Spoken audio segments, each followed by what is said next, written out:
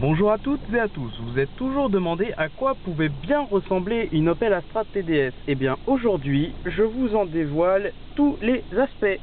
Alors, de la place du conducteur, une Opel Astra TDS, ça ressemble à ça. A priori, c'est un volant, un pare-brise, un rétro, une console centrale, une boîte à gants et des sièges. Bon, jusque là, je vous apprends rien.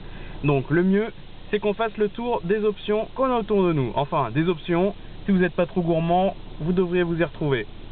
Alors, on va commencer par la planche de bord. Alors, la planche de bord, c'est un ultra standard de chez Opel qu'on retrouve sur pas mal de modèles, dont la Corsa et toutes les Astra et les variantes qui sont sorties durant la génération S, c'est-à-dire l'Astra Break, l'Astra Coupé, l'Astra Cabriolet et cette fameuse Astra Sedan. En dessous, on retrouve donc notre afficheur digital. Donc de gauche à droite, nous avons trois écrans séparés. Tout à gauche, nous avons l'heure. Au milieu, la date. Et tout à droite, la température intérieure. Ici, c'est l'emplacement pour l'autoradio. À la base, on trouvait un emplacement Blaupunkt, un autoradio 2 cassettes, donc, qui a laissé place à un lecteur CD que je n'ai pas actuellement sur moi, mais que je vous montrerai sûrement plus tard. En bas, on a donc les commandes de ventilateur. Donc ici, vous avez la ventilation réfrigérée, la ventilation chauffée. Ensuite, vous avez de 1 à 4, donc c'est l'intensité du ventilateur. Ici, les commandes de désembuage de la vitre arrière. Et ici, c'est le souffleur pour savoir où vous voulez de l'air, c'est-à-dire soit on désembue pour le désembuage des vitres, et ça, c'est pour vos pieds, etc.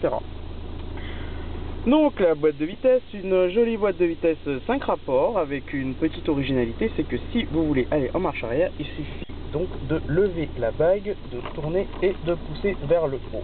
Voilà. Donc ici le frein à main et là une vie du côté passager pour vous faire plaisir.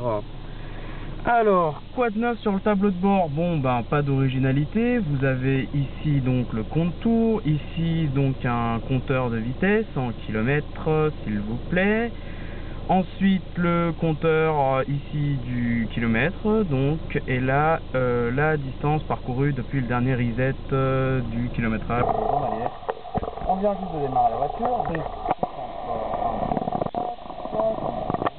et on est bien à un quart d'essence et je viens de verser un petit additif dans le réservoir pour voir ce que ça donne. Donc maintenant on va aller faire un petit tour sur la route, donc restez patient.